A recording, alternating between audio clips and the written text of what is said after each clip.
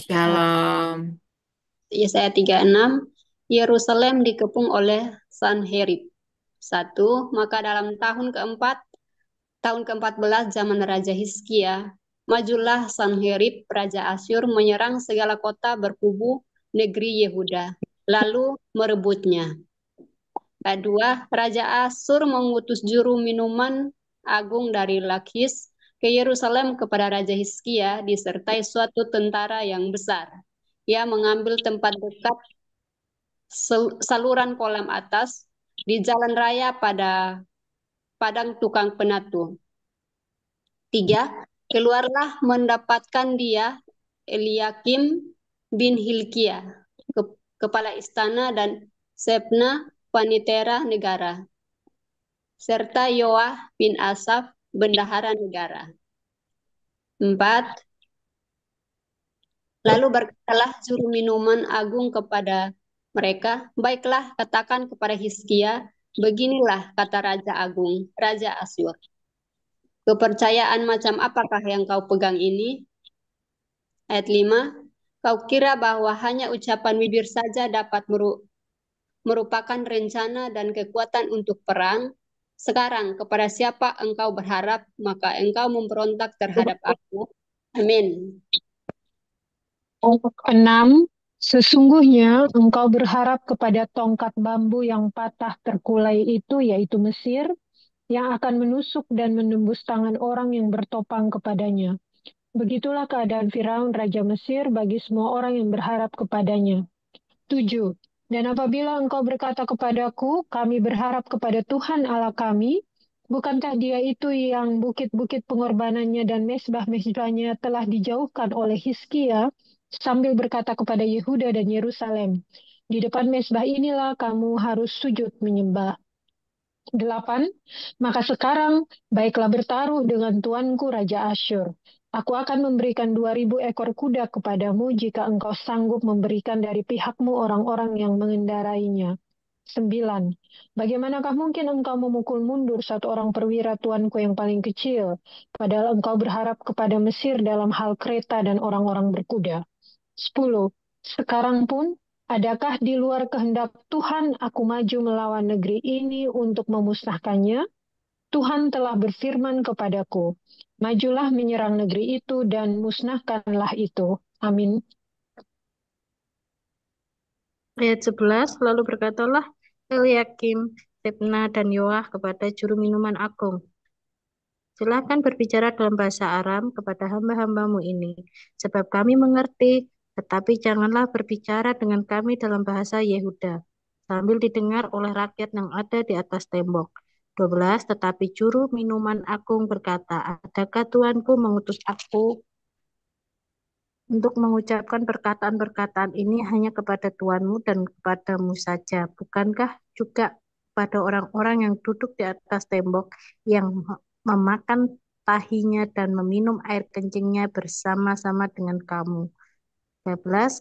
Kemudian berdirilah juru minuman agung dan berserulah ia dengan suara nyaring dalam bahasa Yehuda.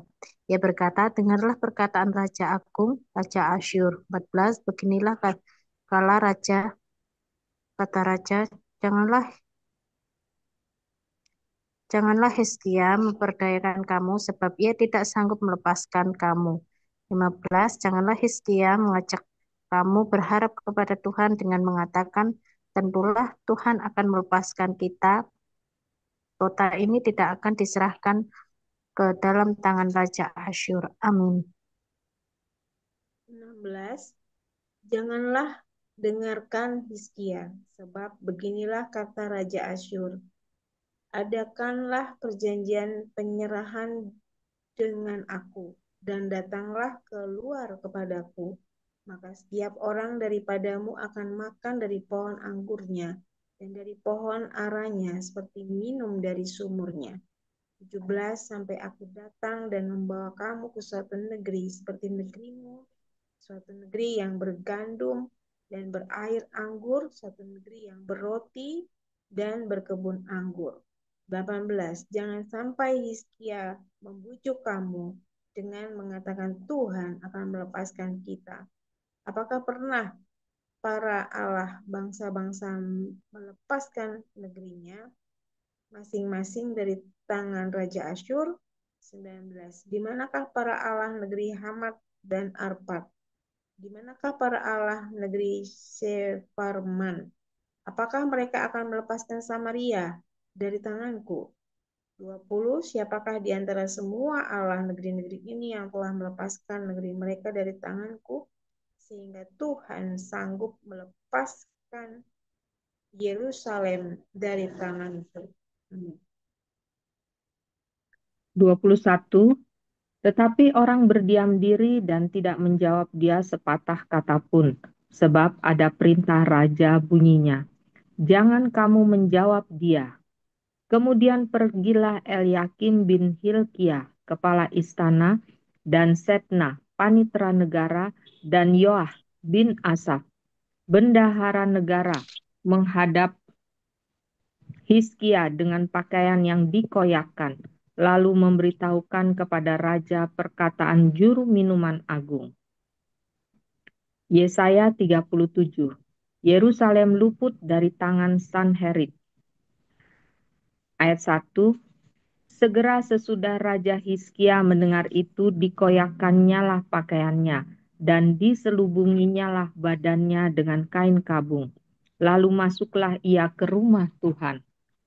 Disuruhnyalah juga Eliakim, kepala istana, Sebna, panitera negara, dan yang tua-tua di antara para imam, dengan berselubungkan kain kabung kepada Nabi Yesaya bin Amos. Amin.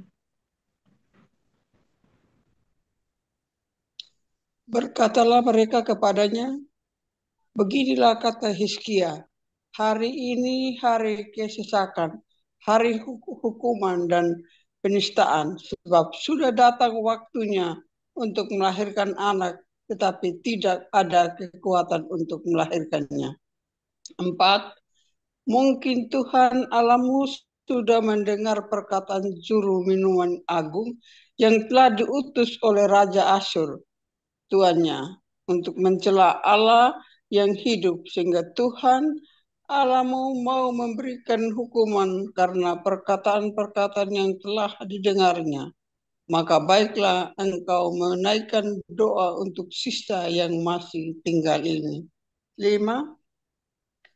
Ketika pegawai-pegawai Raja Hizkia sampai kepada Yesaya. 6.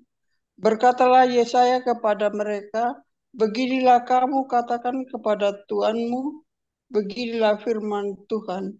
Janganlah engkau takut terhadap perkataan yang kau dengar, yang telah diucapkan oleh budak-budak Raja Asyur untuk menghujat aku. 7.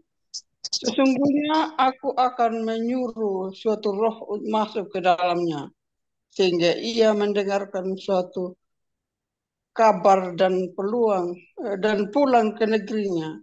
Aku akan membuat dia mati rebah oleh pedang di negerinya sendiri. Amin. Ayat yang ke-8. Ketika juru minuman agung pulang, didapatinya Raja Asyur berperang melawan Libna, sebab sudah didengarnya bahwa raja telah berangkat dari Lakis. 9. Dalam pada itu raja mendengar tentang Tirhaka, raja Ethiopia. Berita yang demikian, ia telah keluar berperang melawan engkau. Dan ketika mendengar itu, disuruhnyalah utusan-utusan kepada Hizkia dengan pesan. 10. Beginilah harus kamu katakan kepada Hizkia, Raja Yehuda. Janganlah Allahmu yang kau percayai itu memperdayakan engkau dengan menjanjikan, Yerusalem tidak akan diserahkan ke tangan Raja Asyur. 11. Sesungguhnya, engkau ini telah mendengar tentang yang dilakukan Raja-Raja Asyur kepada segala negeri, yakni bahwa mereka telah menumpasnya. Masakah engkau ini akan dilepaskan? 12. Sudahkah para Allah dari bangsa-bangsa yang telah dimusnahkan oleh nenek moyangku dapat melepaskan mereka, yakni Gozan, Haran, Rezef, dan Bani Eden yang di Telasar. Amin. 13. Di manakah raja negeri Hamat dan Arpad raja kota Sefarwaim, raja negeri Hena dan Iwa, 14, Hizkia menerima surat itu dari tangan para utusan lalu membacanya. Kemudian pergilah ia ke rumah Tuhan dan membentangkan surat itu di hadapan Tuhan. 15, Hizkia berdoa di hadapan Tuhan katanya. 16, Ya Tuhan semesta alam, Allah Israel, yang bertata di atas kerubin, hanya Engkau sendirilah Allah segala kerajaan di bumi, Engkaulah yang menjadikan langit dan bumi. 17, Sendengkanlah telingamu ya Tuhan dan dengarlah. Bukalah matamu ya Tuhan dan lihatlah. Dengarlah segala perkataan Sanherib yang telah dikirimnya untuk mencelah raja yang hidup. Amin. 18, Ya Tuhan, memang raja-raja Asyur telah memusnahkan semua bangsa dan negeri-negeri mereka, dan menaruh para Allah mereka ke dalam api, sebab mereka bukanlah Allah, hanya buatan tangan manusia, kayu dan batu, sebab itu dapat dibinasakan orang. Maka sekarang ya Tuhan Allah kami, selamatkanlah kami dari tangannya, supaya segala kerajaan di bumi mengetahui bahwa hanya Engkau sendirilah Tuhan. 21, lalu Yesaya bin Amos menyuruh orang kepada Hizkia mengatakan, Beginilah firman Tuhan Allah Israel tentang yang telah kau doakan kepadaku mengenai Sanherib, Raja Asyur. 22, inilah firman yang telah diucapkan Tuhan mengenai dia. Anak darah yaitu putri Sion telah menghina engkau, telah mengolok-olok engkau, dan putri Yerusalem telah menggeleng-geleng kepala di belakangmu. Amin. Ayat 23, Siapakah yang engkau cela dan engkau hujat? Terhadap siapakah engkau menyaringkan suaramu dan memandang dengan sombong-sombong? Terhadap yang Maha Kudus Allah Israel? Dengan perantaran hamba-hambamu engkau telah mencela Tuhan, dan engkau telah berkata, dengan banyaknya keretaku, aku naik ke tempat-tempat tinggi di pegunungan, ke tempat yang paling jauh di gunung Libanon. Aku telah menebang pohon-pohon arasnya yang tinggi besar, pohon-pohon sanobarnya yang terpilih. Aku telah masuk ke tempat tinggi yang paling ujung, ke hutan pohon-pohonnya yang lebat. Aku ini telah menggali air dan telah minum air. Aku telah mengeringkan dengan telapak kakiku segala sungai di Mesir. Bukankah telah kau dengar bahwa aku telah menentukannya dari jauh hari dan telah merancangnya dari zaman purbakala? Sekarang aku mewujudkannya, bahwa engkau membuat sunyi senyap kota-kota yang berkubu menjadi timunan batu, sedang penduduknya yang tak berdaya menjadi terkejut dan malu. Mereka menjadi seperti tumbuh-tumbuhan di padang dan seperti rumput hijau, seperti rumput di atas soto atau gandum yang layu sebelum ia masak. Amin.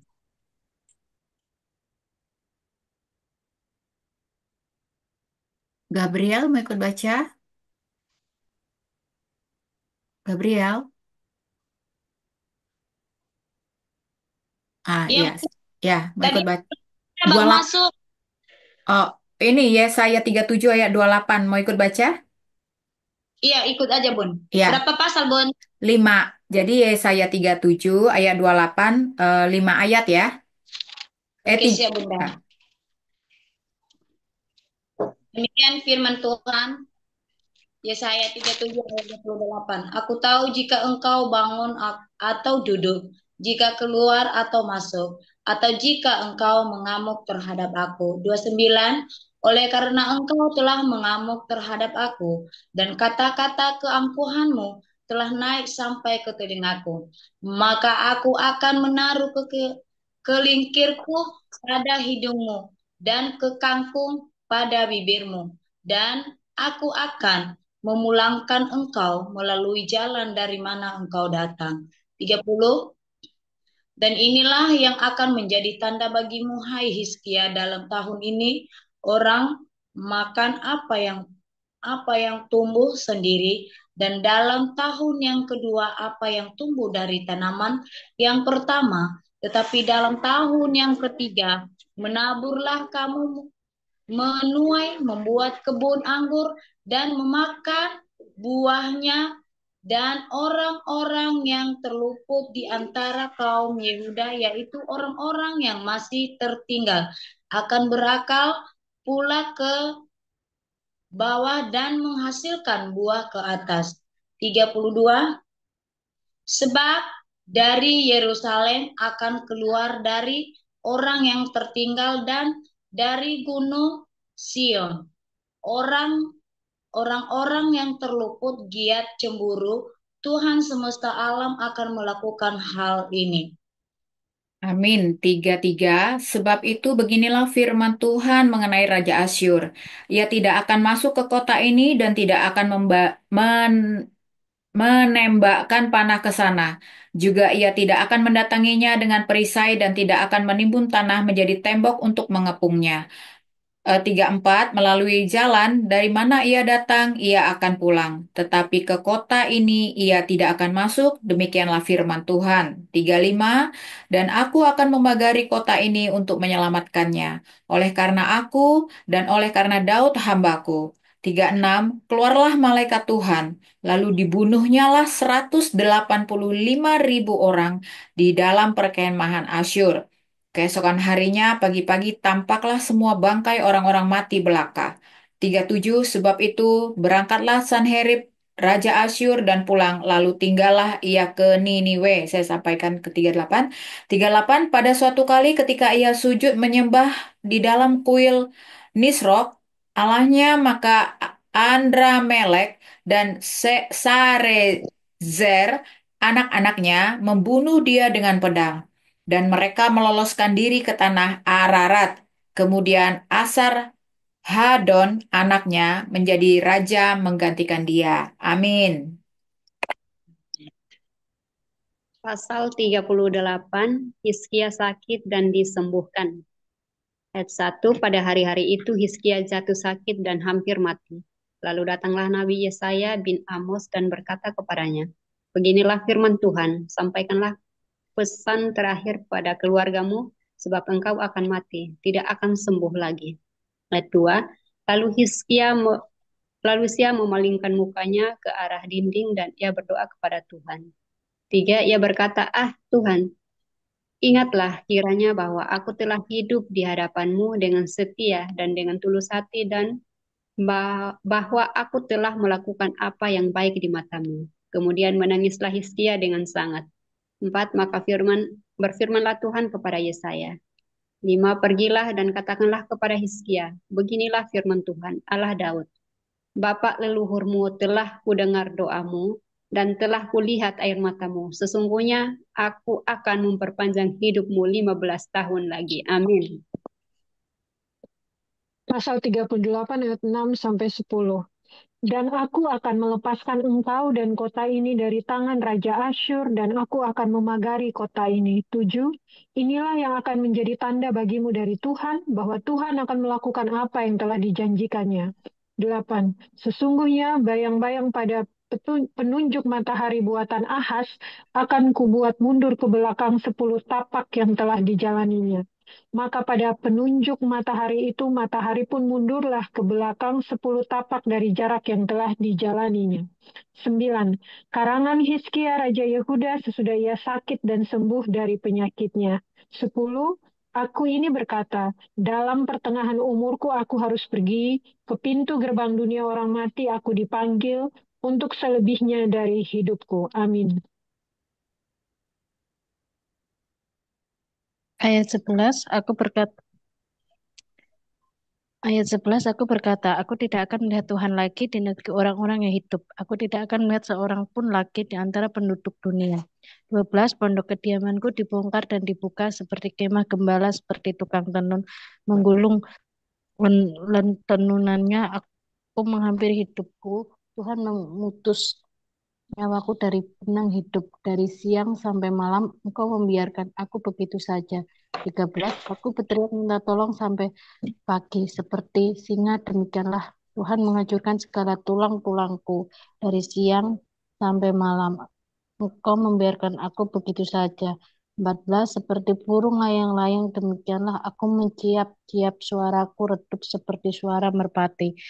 Mataku habis menengadah ke atas. Ya Tuhan, pemerasan terjadi kepadaku. Jadilah jaminan bagiku.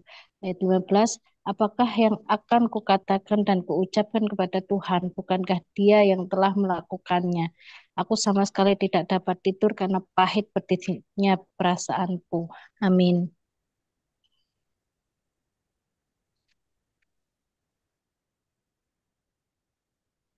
Di unmute Bu Eka. Bu Eka ya. Sorry, maaf ya.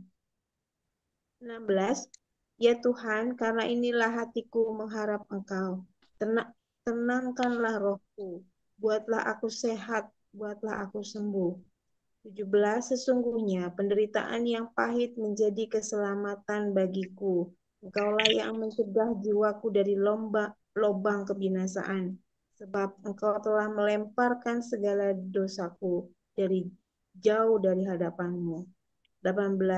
Sebab dunia orang mati tidak dapat mengucap syukur kepadamu, dan maut tidak dapat memuji-muji Engkau. Orang-orang yang turun ke liang kubur tidak menang kesetiaanmu. 19. Tetapi hanyalah orang yang hidup, dialah yang mengucap syukur kepadamu, seperti aku pada hari ini, seorang bapa memberitahukan kesetiaanmu kepada anak-anaknya. Amin. Satu lagi ya. Iya, 20. kurang satu. Tuhan telah datang menyelamatkan aku. Kami hendak main kecapi seumur hidup kami di rumah Tuhan. Amin. Ayat 21, kemudian berkatalah Yesaya, baiklah diambil sebuah kue ara dan ditaruh pada barah itu supaya sembuh. 22, sebelum itu Hizkia telah berkata, apakah yang akan menjadi tanda bahwa aku akan pergi ke rumah Tuhan? Yesaya 39, Hizkia dan para utusan dari Babel. Ayat 1, pada waktu itu Merodak, Baladan bin Baladan, Raja Babel, menyuruh orang membawa surat dan pemberian kepada Hizkia. Sebab telah didengarnya bahwa Hizkia sakit tadinya dan sudah kuat kembali. Ayat 2, Hizkia bersukacita atas kedatangan mereka. Lalu diperlihatkannya lah kepada mereka gedung harta bendanya, emas dan perak, rempah-rempah dan minyak yang berharga, segenap gedung persenjataannya dan segala yang terdapat dalam perbendaharaannya. Tidak ada barang yang tidak diperlihatkan Hizkia kepada mereka di istananya dan di seluruh daerah kekuasaannya. Ayat 3, kemudian datanglah Nabi Yesaya kepada Raja Hizkia dan bertanya kepadanya, apakah yang telah dikatakan orang-orang ini? Dan dari manakah mereka datang? Jawab Hizkia, mereka datang dari negeri yang jauh, dari Babel. Amin. Lalu tanyanya lagi, apakah yang telah dilihat mereka di istanamu? Jawab Hizkia, semua yang ada di istanaku telah mereka lihat. Tidak ada barang yang tidak kuperlihatkan kepada mereka di perbendaharaanku. 5. Lalu Yesaya berkata kepada Hizkia, dengarkanlah firman Tuhan semesta alam. 6. Sesungguhnya suatu masa akan datang bahwa segala yang ada dalam istanamu dan yang disimpan oleh nenek moyangmu sampai hari ini akan diangkut ke Babel. Tidak ada barang yang akan ditinggalkan, demikianlah firman Tuhan. 7. Dan dari keturunanmu yang akan kau peroleh akan diambil orang untuk menjadi sida-sida di istana Raja Babel. 8. Hizkia menjawab kepada Yesaya, sungguh baik firman Tuhan yang engkau ucapkan itu, tetapi pikirnya asal ada damai dan keamanan seumur hidupku. Amin. Yesaya 40 ayat 1 sampai 5. Keselamatan untuk bangsa yang di dalam pembuangan. Berita kelepasan ayat 1. Hiburkanlah umatku. Demikianlah firman Allahmu. Tenangkanlah hati Yerusalem dan serukanlah kepadanya bahwa perhambaannya sudah berakhir, bahwa kesalahannya telah diampuni. Sebab ia telah menerima hukuman dari tangan Tuhan 2 kali lipat karena segala dosanya. 3. Ada suara yang berseru-seru, persiapkanlah di padang gurun jalan untuk Tuhan. Luruskanlah di padang belantara, jalan raya bagi Allah kita. 4. Setiap lembah harus ditutup dan setiap gunung dan bukit diratakan. Tanah yang berbukit-bukit harus menjadi tanah yang rata, dan tanah yang berlekuk-lekuk menjadi dataran. 5.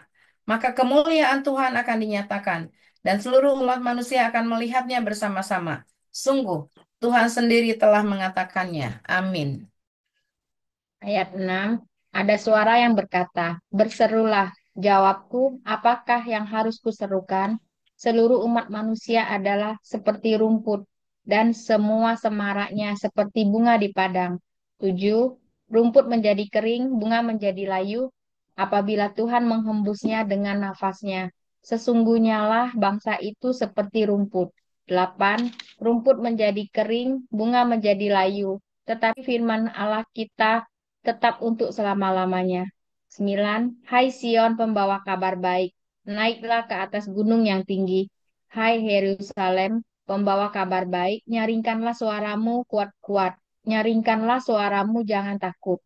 Katakanlah kepada kota-kota Yehuda, lihat itu Allahmu. 10. Lihat itu Tuhan Allah. Ia datang dengan kekuatan dan dengan tangannya ia berkuasa. Lihat, mereka yang menjadi upah jerih payahnya ada bersama-sama dia, dan mereka yang diperolehnya berjalan di hadapannya. Amin.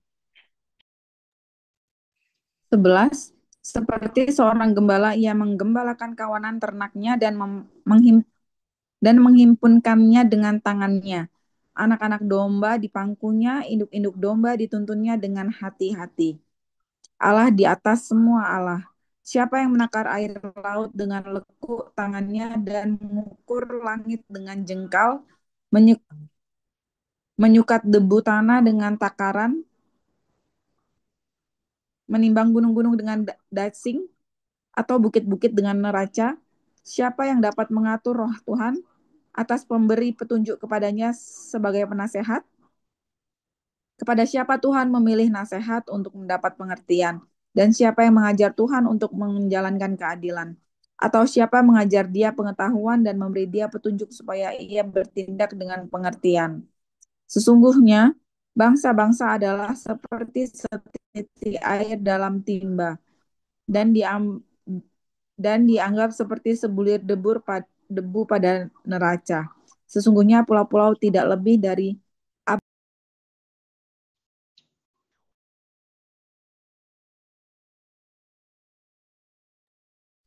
Ayat 16. Libanon tidak mencukupi bagi kayu api, dan marga satwanya tidak mencukupi bagi korban bakaran. Segala bangsa seperti tidak ada di hadapannya.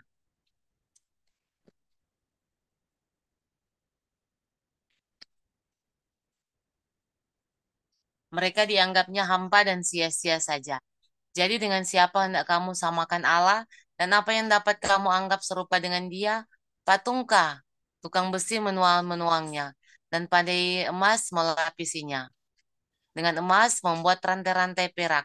Untuknya, orang yang mendirikan arca memilih kayu yang tidak lekas busuk, mencari tukang yang ahli untuk menegakkan patung yang tidak lekas goyang. Amin.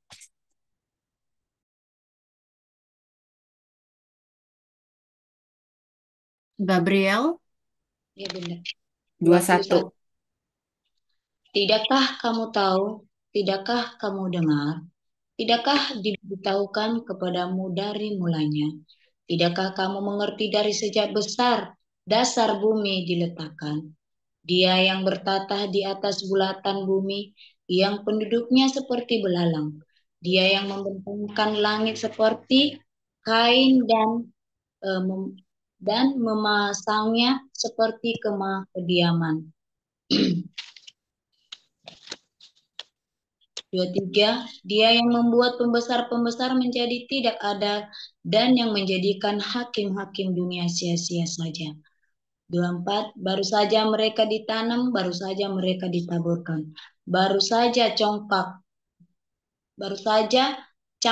mereka berakar di dalam tanah. Sudah juga ia meniup kepada mereka sehingga mereka kering dan diterbangkan oleh badai seperti jerami. 25. Dengan siapa hendak kamu Samakan aku, akan aku seperti Dia, firman yang Maha Kudus. Amin. Amin. Shalom Bu Lili. Bu Lili mau ikut baca di Yesaya 40 ayat 26. Saya menyimak aja dulu, Bu. Oke. Bu Tania mau ikutan baca di Yesaya 40 ayat 26. Bu Tania, atau nyimak ya? Saya nyimak juga, iya. Oke, baik. Yesaya 40 ayat 26.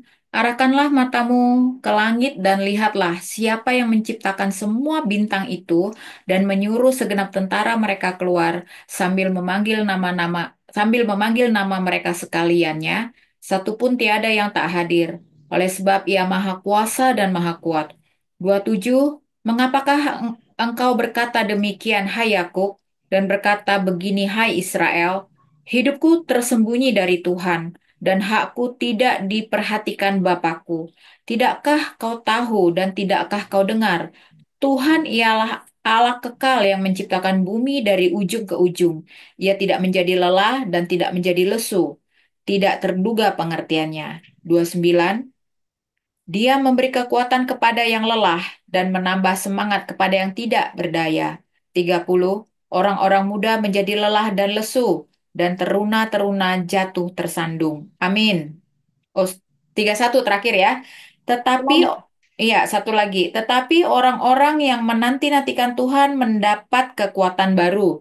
Mereka seumpama Raja Wali yang naik terbang dengan kekuatan sayapnya. Mereka berlari dan tidak menjadi lesu.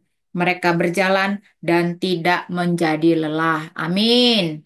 Baik ibu-ibu, kita sudah membaca 5 pasal. Kita akan merenungkan sejenak dan kita siap berbagi rema satu sama lain.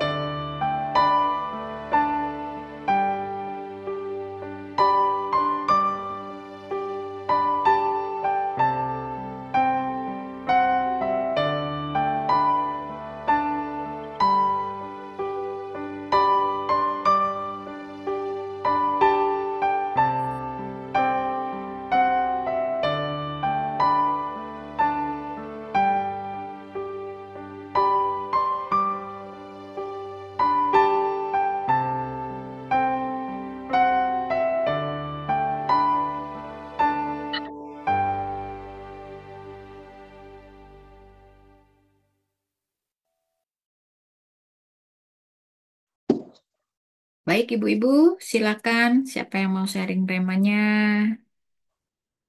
Boleh. Monggo, silakan. Bu Eka, welcome Ibu Eka, Bu Ellen, Gabriel, Mary, Bu Dede, Bu Kristina, Ling Ling, Kak Karla, ayo. Bu DP dulu nih. Udah buka. Sebagai pembuka. Hari ini PTM nggak Bu Dede? Iya, PTM terakhir hari ini. Ya udah sharing dulu dah. Yang pertama. Saya dapat dari Yesaya 36 ya. Sebenarnya di sini kan judulnya juga udah jelas. Yerusalem dikepung oleh Sanherib. Terus di sini kan juga ada kata-kata yang diucapkan oleh juru minuman agung. Dengan kata lain, kata-kata ini sebenarnya melemahkan supaya orang-orang Israel itu akhirnya lemah gitu. Terus tapi dijelaskan juga bahwa di sini disebutkan di ayat 10, sekarang pun adakah di luar kehendak Tuhan? Aku maju melawan negeri ini untuk memusnahkannya. Tuhan telah berfirman kepadaku, majulah menyerang negeri itu dan musnahkanlah itu. Terus yang saya luar biasa, kemudian berdirilah juru minuman agung dan berserulah ia dengan suara nyaring dalam bahasa Yuda. Ia berkata, dengarlah perkataan Raja Agung, Raja Asyur. Kadang-kadang kan kalau misalnya kita dengar dengan kita mendengar banyak ya di luaran kita tuh banyak sekali noise gitu ya. Suara-suara dunia, suara-suara yang kadang-kadang mungkin kalau kita simak sepertinya benar gitu, sepertinya iya. Ini juga kan kondisi bangsa Israel itu dikondisikan dia dikepung gitu kan. Pada dasarnya kan secara manusiawi mereka takut. Tapi dijelaskan, beginilah kata raja, janganlah Hizkia memperdayakan kamu sebab dia tidak sanggup melepaskan kamu. Itu kata si raja, sorry, kata si juru minuman Asyur kan. Jadi kalau kita memperhatikan kata-kata orang di sekeliling kita, itu akan membuat kita menjadi bimbang, ragu, bahkan nggak yakin dengan Tuhan gitu. Saya sempat ngobrol sih tadi banget sama suami saya. Kenapa ya orang tuh seperti mencari sesuatu dalam tanda kutip. Padahal sebenarnya mereka tuh nggak sadar. Karena kan akhir kehidupan itu pasti ada gitu. Ada kehidupan kedua yang harus mereka datangi, yang harus mereka tempati, yaitu di kekekalan gitu. Terus suami saya hanya bilang gini, ya mereka kan mungkin istilahnya hanya menanggapi taunya ya hidup sekarang untuk sekarang. Saya hanya berpikir kadang-kadang noise itu bisa mengganggu pikiran kita. Sehingga akhirnya keputusan kita itu salah gitu. Tapi ketika kita tahu bahwa ada Tuhan di sisi lain yang memang istilahnya apa namanya memegang kendali hidup kita, maka seharusnya noise itu tidak mengganggu pikiran kita. Di sini dikatakan di ayat yang ke-22, kemudian pergilah Eliakim bin Hilkiah kepala istana dan Sebna panitera negara, ada banyak orang, kemudian menghadap Hizkia dengan pakaian yang dikoyakkan. Ada satu perkabungan yang dalam karena mereka menyadari siapa bangsa Israel pada waktu itu. Karena mereka sudah dikepung, artinya dikepung itu bukan hanya dari satu arah, tapi kiri kanan depan belakang atas bawah mungkin ya.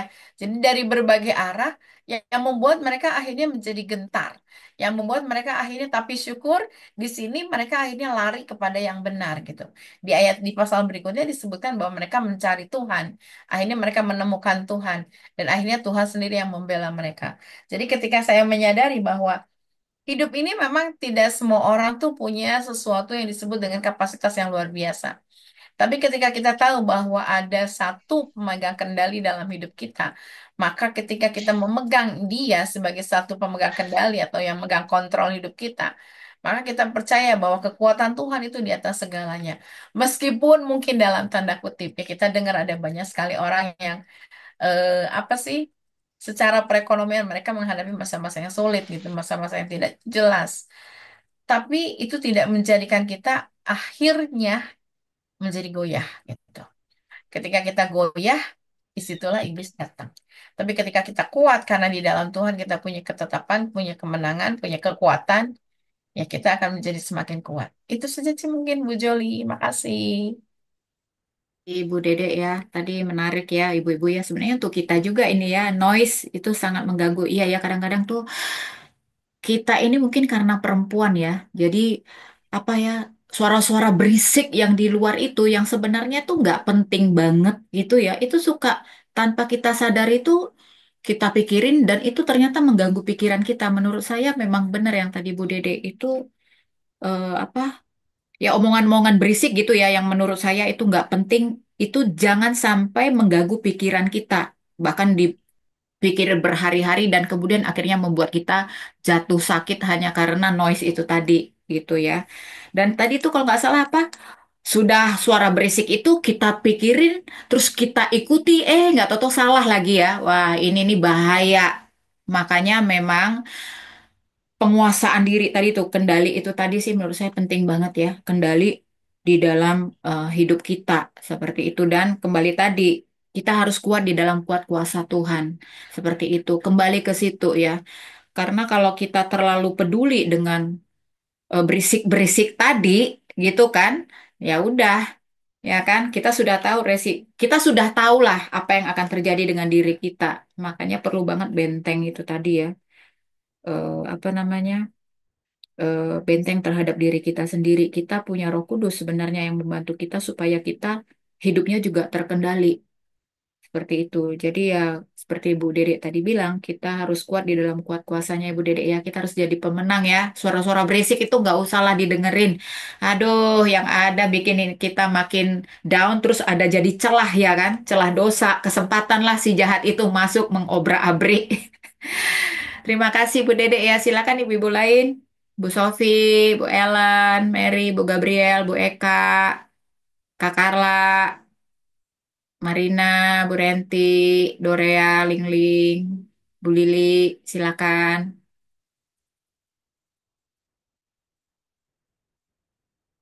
Sofi ngomong apa gimana? Oh ngomong. Sofi kayak komat kamit. Bu Karla mau ngomong? Mau bersharing? Silakan. Atau Bu Ellen?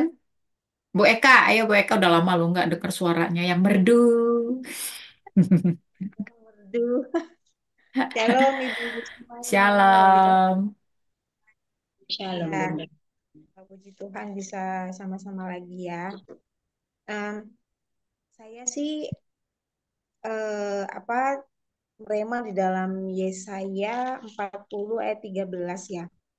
Siapa yang dapat mengatur roh Tuhan atau memberi petunjuk kepadanya sebagai penasehat? Nah, yang ke-14 juga, kepada siapa Tuhan meminta nasihat untuk mendapat pengertian, dan siapa yang mengajar Tuhan untuk menjalankan keadilan, atau siapa yang mengajar dia pengetahuan dan memberi dia petunjuk supaya ia bertindak dengan pengertian. Nah, saya jadi ingat dulu ya, Ibu, waktu saya memohon kepada Tuhan tentang pertobatan suami saya gitu ya, mungkin yang sudah pernah saya ceritakan dulu. Saya tuh pengen begini-begini Tuhan, berikanlah keadilan sama saya. Saya pengen gini-gini Tuhan. Waktu saya belum mengenal Tuhan dengan sungguh, jadi mau-maunya saya tuh, saya jadi kayak ngatur Tuhan gitu loh.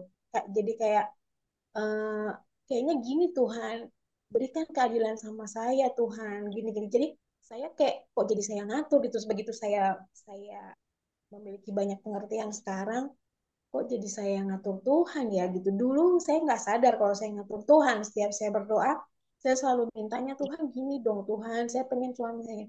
Tapi ternyata itu nggak nyampe-nyampe gitu loh.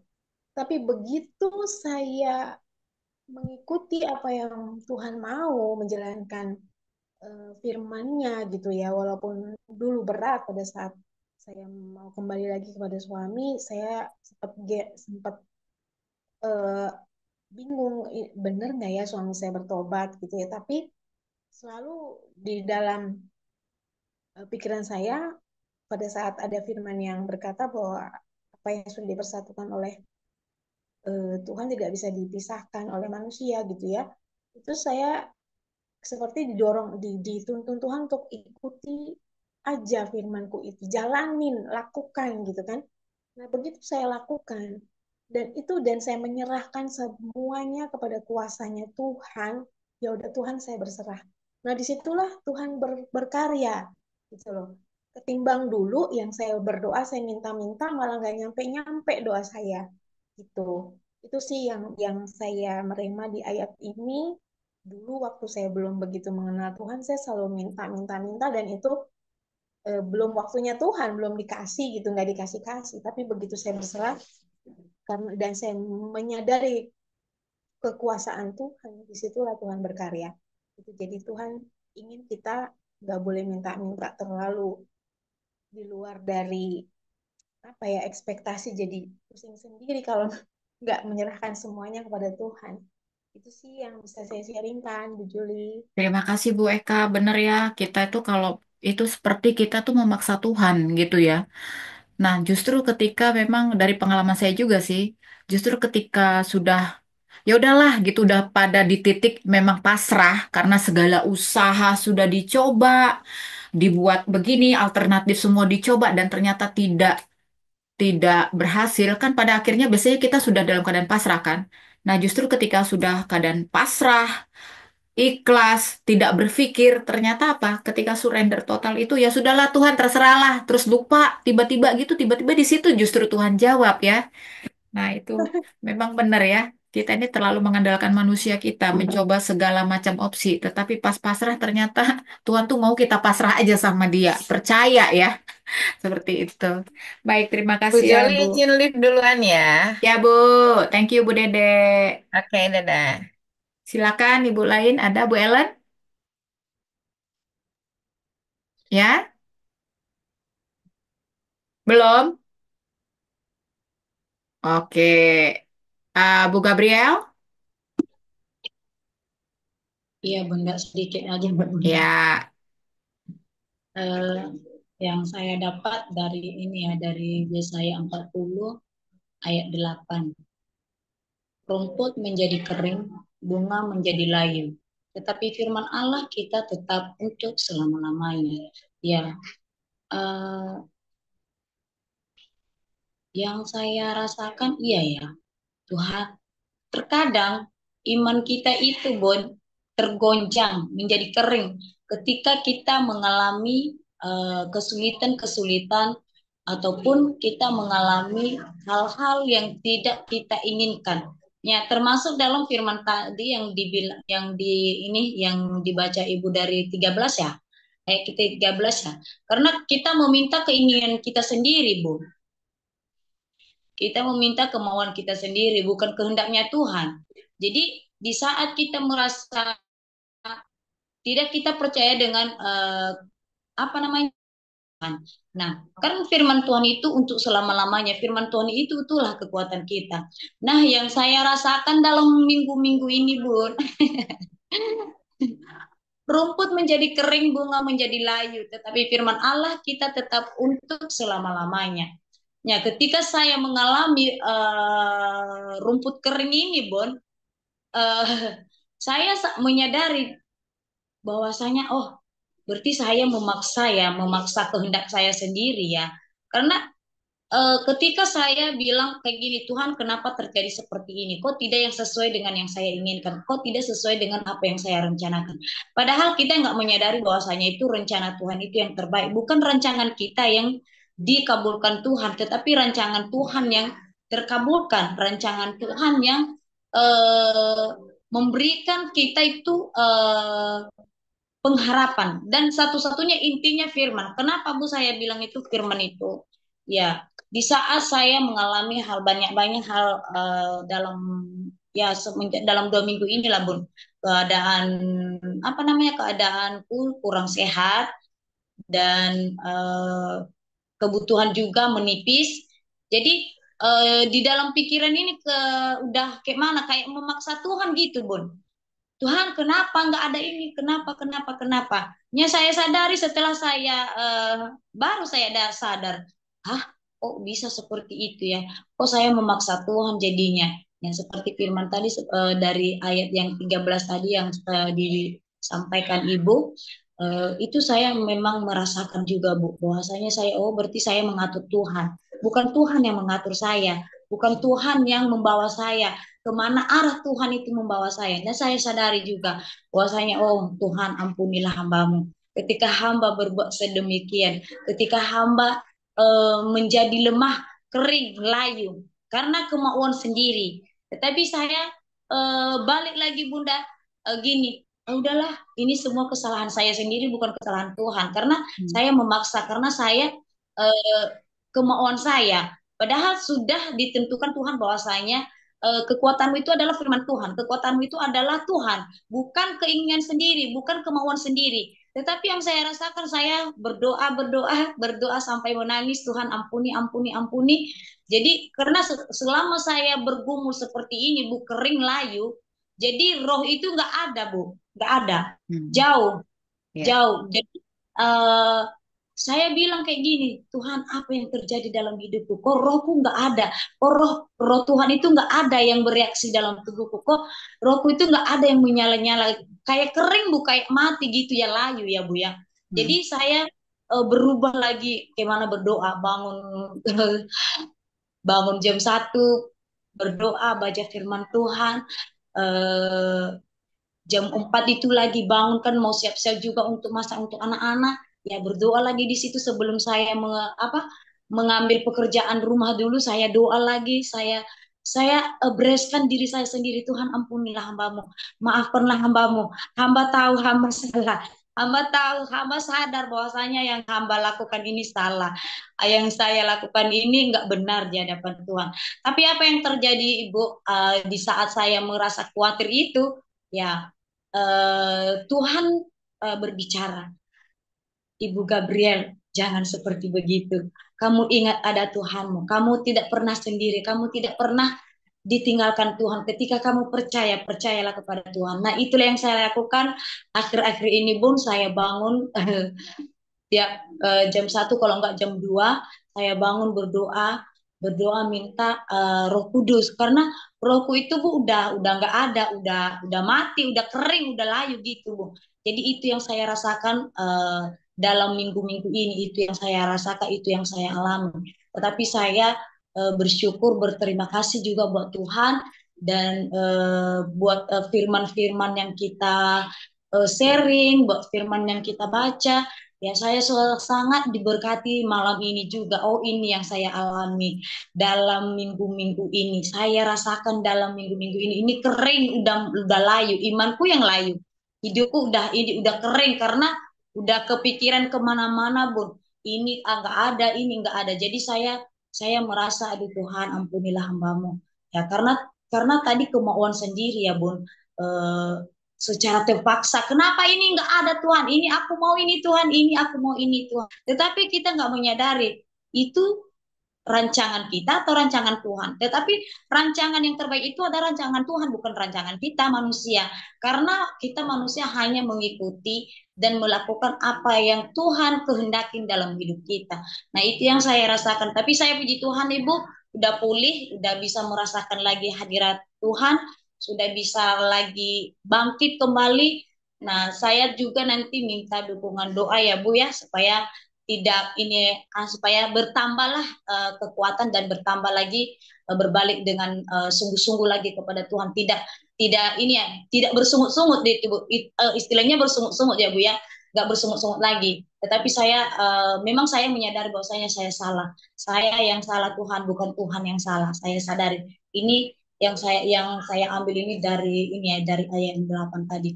Nah, itulah Bu yang saya apa yang bisa saya bagikan, Baik, yang saya rasakan dalam minggu ini. terima kasih Ya, Bu Bu. Gabriel ya. Jadi memang ibu-ibu ini soal apa ya? Roh kita yang padam. Tadi ya letih ya. Kok saya ngerasa lesu gitu. Tapi memang ada hal yang kita ini kan sudah mengenal firman dan saya percaya kita ini sebenarnya juga pelayan-pelayan Tuhan. Itu bisa juga ya yang terjadi itu kekeringan rohani ya, terjadi kekeringan di dalam roh kita gitu ya. Itu bisa juga terjadi karena keletihan. Keletihan spiritual. Jadi keletihan spiritual itu bisa terjadi karena apa? Kadang-kadang bukan karena dosa, bisa juga karena satu, kita tuh terlalu sibuk dan fokus dengan pelayanan demi pelayanan, ya. Pada akhirnya kita lupa memaintain, nah itu merawat roh kita sendiri. Terlalu sibuk dengan orang lain, wah luar biasa untuk orang lain tapi untuk diri sendiri kita lupa. Maka saya mencoba treatment ya untuk diri saya. Sebelumnya, saya hobi banget doain orang sana sini. Terus lama-lama saya pikir gila ya, gue doain orang, gue lupa sendiri untuk diri sendiri. Akhirnya apa? Saya membuat satu masa jeda, ya kan? Jeda kenapa? Karena Tuhan itu sebenarnya yang tidak punya masalah dengan masalah, tapi dengan hati saya. Lah, saya sibuk melakukan pelayanan dengan orang lain. Saya memang terus Tuhan, saya mengalami yang namanya keletihan spiritual. Iya, lu sih terlalu sibuk pelayanan-pelayanan, lupa dengan aku sendiri. Perlu bercakap-cakap dengan Tuhan, perlu datang di kaki Tuhan. Tuhan, ampuni aku. Berdoa, terus penyembahan pribadi. Jadi itu sebenarnya yang perlu ya. Jadi memang tanpa kita sadari, kita semua ini akan mengalami yang namanya fase di mana kita mengalami kekeringan. Kekeringan. Jadi roh kita yang dulu on fire, berapi-api. Kalau kita tidak bisa merawatnya dengan baik, itu dia akan padam. Nah, kalau untuk ngidupinnya lagi itu juga susah kalau itu tidak dimotivasi dari diri sendiri, gitu ya. Makanya kita harus membuat juga pengimbangan, pengimbangan menurut saya ya, pengimbangan. Boleh kita pelayanan luar biasa di luar, tapi jangan pernah lupa yang paling penting itu sebenarnya diri kita sendiri dulu, manusia roh kita itu dulu, itu yang harus dulu menggebu-gebu, harus berapi-api, sehingga ketika pelayanan pun keluar terimpartasi keluar, jangan sebaliknya sibuk di luar, lupa dengan diri sendiri gitu. Dan kekeringan rohani itu juga kalau dari pengalaman bisa juga terjadi karena apa? Kita terdistrak dengan situasi atau kondisi, contoh punya masalah ya. Kita punya misalnya masalah finansial, kita punya masalah dengan teman. Ya, itu kalau saya lihat begitu, punya masalah dengan teman. Kalau punya masalah dengan kepikiran, terus susah banget menyelesaikan padahal udah diajak doa. Tapi itu terfikir, itu tadi yang katanya Bu Dede, noise, suara berisik di luar itu kalau kita terlalu nanggepin tuh memang akhirnya mengganggu juga pikiran kita. Itu juga mengganggu loh manusia roh kita. Seperti itu. Situasi mungkin juga, waduh punya hutang sana sini, aduh gimana ya bayarnya ya, duitnya kebetulan lagi nggak ada. Itu mendistrak juga. Itu tuh pengaruh banget loh. Jadi kita semua ini ya puji Tuhan banget ya, kita setiap hari membaca firman dan ini sangat membantu. Salah satu upaya ya, saya pikir salah satu upaya cara kita mentreatment atau merawat manusia roh kita ya, memang harus memaksa tadi kata Bu Eka ya, kita harus mau memaksa manusia roh kita dan salah satunya juga memaksa diri kita membaca firman. Ya kan? Itu kita memaksa diri kita membaca firman karena apa? Kita akhirnya membaca ini, kita fokus, lalu kita mendengar ini loh, sharing-sharing seperti ini. Itu sharing-sharing ini membantu kita juga loh. Oh iya ya, oh iya ya, gitu kayak diingatkan lagi seperti itu. Jadi bersyukur aja kita bahwa pagi ya bagi teman-teman ya, mungkin yang ada komunitas doa ya itu dibuka dengan doa pagi, lalu tantangan hidupnya itu dari pagi selesai amin di pagi hari, turunlah kita ya dari surga ceritanya cut ke bumi, tantangan demi tantangan kan terjadi di situ malam kita baca firman di sini. Jadi memang kita benar-benar harus berjuang. Kalau kita mau menyelamatkan manusia roh kita, hanya kita sendiri yang bisa menyelamatkan diri kita. Orang lain itu seperti kita ini adalah support, support saja. Tetapi kemauan itu kembali kepada diri sendiri. Kalau enggak ya udah kalau kita biarkan manusia roh kita mati itu menjadi hambar itu. Menarik ya karena memang uh-uh. Dan tadi itu saya juga bilang jangan memaksa Tuhan karena tadi itu di Yesaya 40 tuh ya siapakah mana tadi siapakah yang dapat mengatur roh Tuhan atau ini kepada siapakah Tuhan meminta bla bla bla itu ya. Itu benar loh. Tanpa kita sadari kadang-kadang kita jangan-jangan kita yang mengatur Tuhan. Nah, itu ya. Coba lah kita perhatikan benar nggak sih kita mengatur Tuhan gitu kan ya. Makanya Tuhan tuh kenapa doaku nggak dijawab? Ya iyalah doanya ngaturin Tuhan kok. Iya kan ya?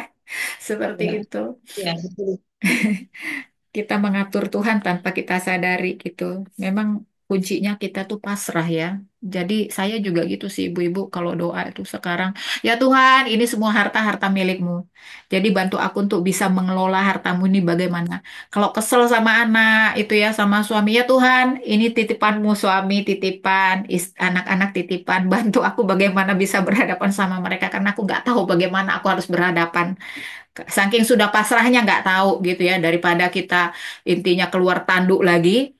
Kita kan nggak mau jadi kembali manusia lama kan. Ya udahlah, pasrah aja lah, ya kan? Seperti itu. Ada ibu-ibu mau sharing lagi sebelum kita tutup, Bu Ellen, Sofi? Saya boleh. Ah, boleh, Bu Tania silakan. Iya, cuma mau nambahin sih kalau kalau saya sih eh kalau lagi agak-agak kering gitu ya, saya selalu bilang selama ini ya, saya bilang Tuhan beri saya haus akan haus dan lapar akan Engkau gitu. Jadi emang walaupun misalnya kita nggak dengar grup-grup seperti ini gitu, itu tiba-tiba ya ada rasa haus dan lapar itu. Oh iya ya harus harus rajin lagi, harus ini lagi gitu. Memang itu benar banget harus dengar firman, dengar orang sharing, eh, apa namanya baca firman tuh ya penting banget sih. Terus memang kita kalau kayak Bu Joli gitu ya mendoakan orang, memang sebelumnya itu memang harus isi baterai ya seperti handphone, jangan sampai kosong. Saya ingat banget itu mentor saya orang India. Jadi kita nggak boleh sampai kosong baterainya. Kita nggak bisa pelayanan. Bahkan kita bisa keok kalau kayak gitu. Jadi emang penting banget isi baterai tiap hari. Dan saya lebih ketika banyak saya lebih tertantang itu ketika tahu gitu ya. Wah, ternyata banyak yang nyerang saya ya gitu. Wah, saya tuh semakin semakin rajin banget itu. Terus, wah itu kita harus pakai apa armornya Tuhan, apa peralatannya Tuhan, eh helm, apa istilahnya helmet ya, baju zira itu tiap hari loh. Iya, Jadi betul. tantangan itu Mm-mm. memberikan kita, lebih lagi gitu. Iya, Emang nggak boleh, kita boleh santai, tapi memang itu tiap hari harus harus harus kayak siap gitu.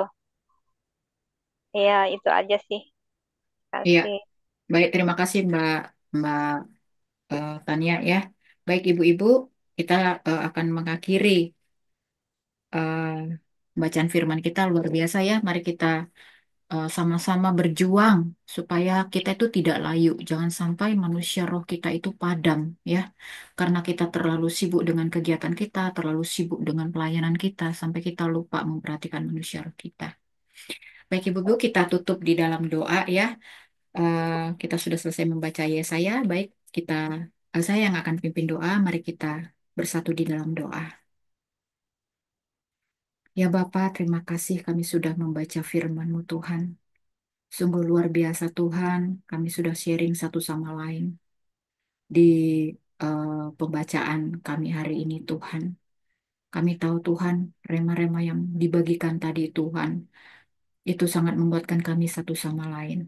Tuhan, kami juga memohon Tuhan, bantu kami sebagai manusia yang masih hidup dengan daging dan darah ini Tuhan. Kami kadang masih melakukan banyak sekali kesalahan, banyak dosa Tuhan. Tetapi kami punya Roh Kudus yang Tuhan, yang kuat Tuhan, yang selalu siap membantu kami, yang selalu siap memerangi Tuhan, apapun Tuhan yang ada di hadapan kami Tuhan.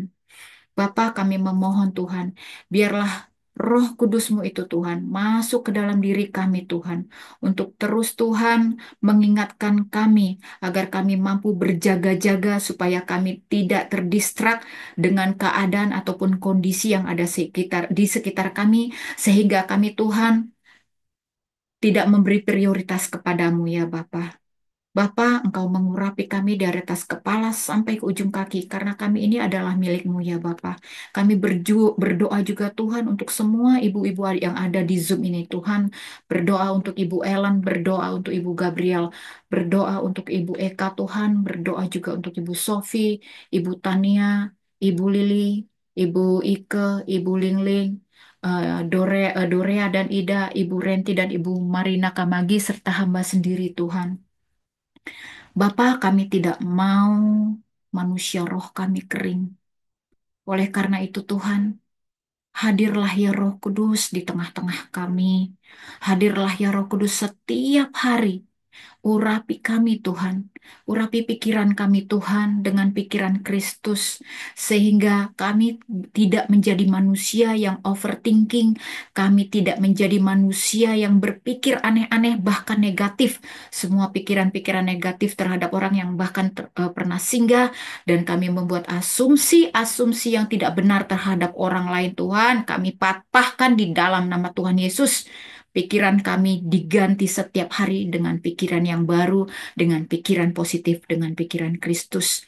Tuhan bantu kami, Tuhan pelihara Tuhan pikiran kami.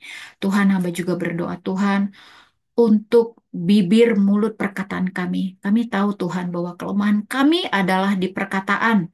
Tanpa kami sadari mulut ini Tuhan kadang berkata-kata yang membuat hati orang terluka, memperkatakan hal-hal yang tidak benar tentang orang Tuhan, memperkatakan kata-kata yang membuat orang down. Tuhan, di dalam nama Tuhan Yesus, kami tarik, kami buang semua Tuhan. Perkataan-perkataan yang sia-sia, yang tidak perlu dari mulut kami ini. Kami perintahkan saat ini juga di dalam nama Tuhan Yesus keluar dari mulut kami.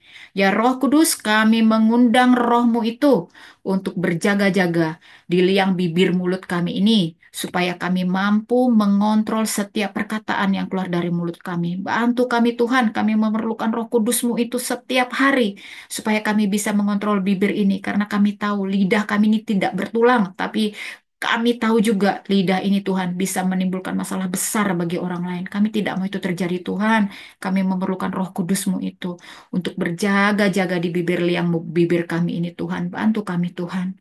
Tuhan, kami juga berdoa Tuhan untuk indera pendengaran kami ini.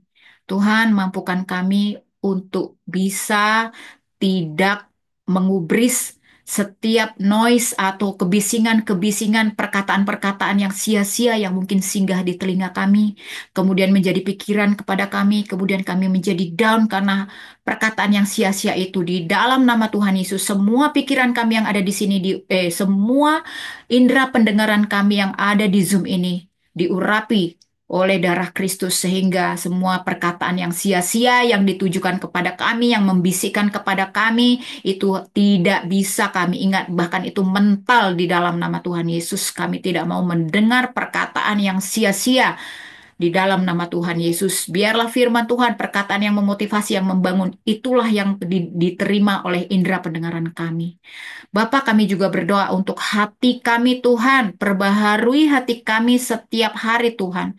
Kadang kami mengalami perasaan-perasaan Tuhan yang tidak benar. Perasaan yang kadang-kadang hadir karena kami ciptakan sendiri. Tuhan, bantu kami Tuhan. Kami sangat perlu Roh Kudus-Mu itu untuk diam di dalam hati kami ini. Agar buah Roh-Mu lah yang ada di dalam hati kami ini ya Bapa. Mampukan kami Tuhan untuk bisa mengendalikan diri kami Tuhan. Perasaan kami ini Tuhan, supaya tidak bercampur aduk. Buat Tuhan kami punya perasaan yang gembira Tuhan, perasaan yang sukacita, perasaan yang tulus, perasaan yang ikhlas terhadap orang Tuhan, perasaan yang mampu memaafkan Tuhan, tapi bukan hanya di mulut tetapi juga di hati yang paling dalam Tuhan. Mampukan kami Tuhan, kami ini hanya manusia biasa. Oleh karena itu Tuhan, kami sangat membutuhkan bantuan-Mu melalui Roh Kudus-Mu itu Tuhan, untuk membuat kami Tuhan menjadi manusia Tuhan yang diperbaharui dari waktu ke waktu. Demikian juga Tuhan manusia roh kami Tuhan. Kalau kami tidak memaintain Tuhan, dia akan layu. Dan ketika layu Tuhan, kami ini menjadi hampa hidupnya Tuhan. Tuhan bantu kami Tuhan, agar roh-Mu itu Tuhan hidup di dalam diri kami. Agar dia terus Tuhan menyala Tuhan. Kami terus bersemangat Tuhan. Mampukan kami Tuhan memberi prioritas kepadamu. Bantu kami untuk bisa memaksa roh kami Tuhan untuk menyapa Engkau setiap hari Tuhan, menyapa setiap pagi, setiap hari bahkan setiap malam sebelum kami tidur Tuhan. Terus Tuhan bekerjalah di dalam diri kami Tuhan. Kami betul-betul membutuhkan Roh Kudus-Mu. Tuhan kami ini 0% dan Engkau 100%. Semua yang kami miliki di dalam hidup kami Tuhan itu adalah milik-Mu. Oleh karena itu Tuhan, apa yang sudah Kau berikan kepada kami, apa yang sudah Kau titipkan kepada kami Tuhan, berikan kami kemampuan untuk mengelolanya Tuhan. Baik aset yang Kau titipkan kepada kami, baik anak-anak yang Kau titipkan kepada kami, bahkan pasangan yang sudah Kau pilihkan kepada kami. Mampukan kami Tuhan. Mampukan kami mengelola semua dengan baik. Mampukan kami bisa menjalin hubungan yang baik dengan semua Tuhan yang Kau titipkan kepada kami ya Tuhan. Demikian juga Tuhan untuk hubungan pertemanan kami dengan semua teman kami Tuhan. Jika ada yang tidak baik Tuhan, melalui Roh Kudus mulah pulihkan semua hati ya Tuhan. Terima kasih ya Bapa. Sebentar kami akan menyelesaikan doa ini. Doa ini akan selesai Bapa, tetapi Roh Kudus-Mu itu terus bekerja di dalam hati kami masing-masing. Di dalam nama Tuhan Yesus kami berdoa. Haleluya. Amin. Amin Ibu-ibu. Bu Joli doanya. Terima Amin, Bu. kasih.